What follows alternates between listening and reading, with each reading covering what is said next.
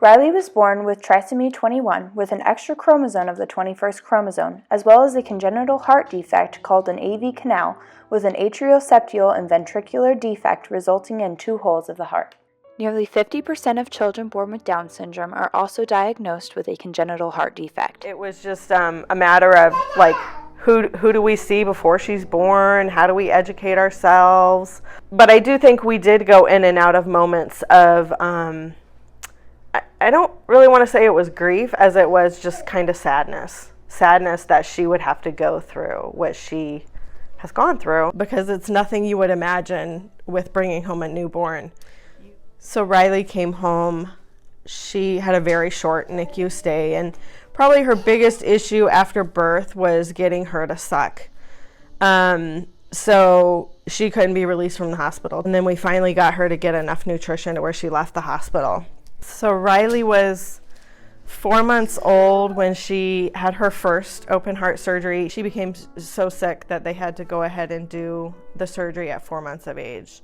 So coming out of that surgery, they were very honest with us and explained that her tissue was very thin and they were not really sure how it would do, but that the repair was done. Within probably about 72 hours, Riley started to decline. She never responded to a repaired heart, and she had a lung collapse and had many complications, and then was unable to get IV lines in her, so they had to do some special different lines to get life-saving medication to her. So they did an echocardiogram, and that showed that the valve was not doing well. In the repair, which was kind of what they had thought. She went back for a second surgery on November 24th. Her cardiac surgeon, it was around Thanksgiving, so he had left and went to Chicago to visit his family and was kept in the loop about Riley's care probably 3 times a day. He called in to get reports. And so the day after Thanksgiving, he had got on a red-eye flight from Chicago to come back to take her back to the operating room the next day. That night was kind of a defining moment for her because she went into liver failure, of course was in respiratory failure and heart failure, and now was also in kidney failure, so was looking at being put on dialysis. So she went to the OR that morning and came out of that, and he felt like it was a beautiful repair, but yet again, time would tell how she would respond to it. So that time, it actually didn't take that long. She actually immediately within 48 hours did not respond to the repair. So they had a very serious discussion with us. I was brought into a room with the nurse manager, a social worker, a pulmonologist, 2 cardiologists, an intensive care doctor, and her cardiac surgeon.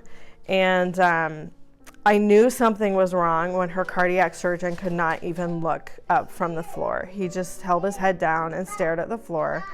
And they proceeded to explain to me what they needed to do in this final surgery.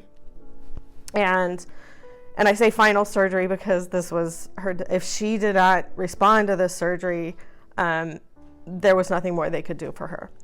They said that they would be putting in, and they showed us this small adult size mechanical valve, which require maintenance of blood thinners and all kinds of daily checks on it. The risk of stroke was really high.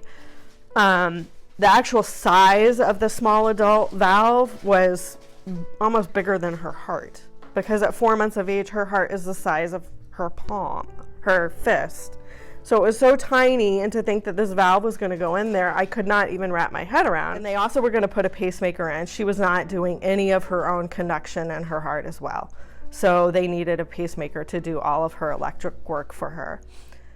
So that was their thing, and I said, fine, do it. Just get going, go do it. So They took her to the operating room that afternoon and had said it would be about 8 hours. We left her room, and then we got called by her nurse to come back to her room, and we're like, wow, it's only been like 3.5 hours. And so of course we were like, oh my gosh, and I immediately started to cry, and the nurse on the phone says, no Josie, she's fine, you just need to come up here.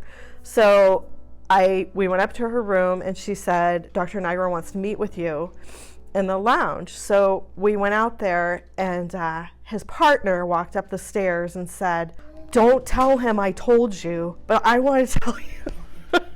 And so they just all were so excited that they took her to the operating room, they opened her, they looked at the valve, they put 2 stitches in the valve, literally 2 stitches, and there was absolutely no leakage. And he kept it going for a while to make sure, because he wasn't totally confident in it. And it was fine. So they made a collective decision in the operating room to not place the valve. And then she also, her own heart paced, so they did not put a pacemaker in. Physical therapy plays a major role in Riley's development. She started physical therapy when she was, like 6 weeks old. But it was little things, by like compressing her joints and stuff like that. So it was to get her strong, and especially core strong, and get her to be able to do tummy time.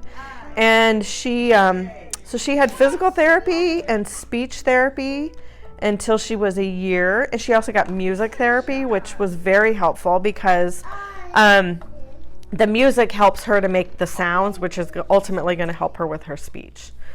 And then at 2 years of age is when she actually started walking. So she started walking at 2 years old, and we discontinued physical therapy for a while. And then at 3 years old, she was restarted with physical therapy, occupational therapy, and she has speech therapy, and she has feeding therapy that's done by a speech therapist. So yeah, Riley's relationships are, that's actually an emotional one too. She just has this ability to connect with certain people, and it's actually pretty amazing. She can walk into a room and literally know who it is in the room that needs a hug. It's just a really unique thing. And she has relationships with her providers, like her cardiologist, her pediatrician. She has a trust with them. She has little friendships that are like, I mean, I think every mom of a special needs child, it's like the one thing you're terrified of their relationships with their peers, that their peers won't understand them, that they don't. And I've heard little kids, when I walk her into school, like, oh, why does she have such sharp teeth? Oh, why isn't she talking? And but then there's the kids who walk up to her and say, without any expectation of her responding, talk to her and say, hey, Riley, how are you? Come on, let's go play on the slide. And it's just sweet. It's sweet because it's almost like this exchange between the two of them without her saying any words. Riley flew to Boston, Massachusetts to receive her 4th open heart surgery. So she went to Boston Children's Hospital and had a very unique surgical procedure where they took a valve that's not necessarily meant for being put in the mitral position between the left atrium and the left ventricle, called the Melody valve, which is a pig jugular vein, and that was put into her heart. That now allows the blood to go from the left atrium into the left ventricle without any obstruction or leakage, and it's functioning very well.